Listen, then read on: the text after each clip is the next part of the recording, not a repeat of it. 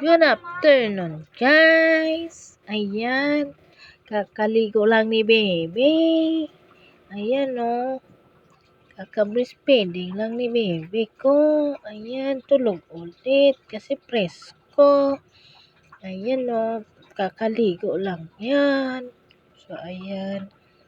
Ayan. Ganyan ako magpadidi kay Baby friends. Ayan, oh.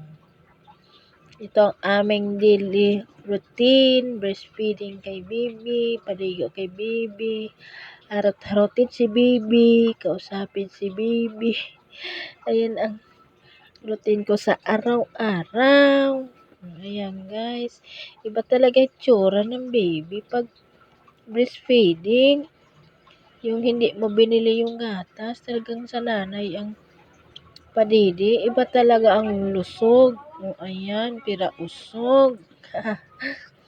Ayan, kasi simula talaga panganay hanggang itong pangatlong anak kong bunso.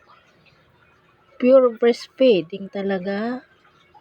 Laking tipid. Yan lang ng asawa ko, Pampers. Ayan, saka shampoo na at sabon sa kanya pinibili kay Baby. Yun ang gastos.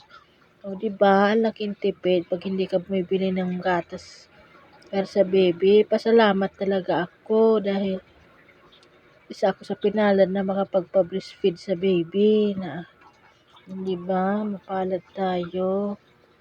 Kaya salamat kay Lord. Ayan, di ako na problema sa pagpagatas. Kaya pag ako'y nagpadidi, mamay niyan, kain na naman kasi kailangan mong kumain para may magiling uli at magawang gatas. Ayan ang routine ko guys. Kung nagutom sa madaling araw, kahit anong sa gutom, kain. Kaya ayan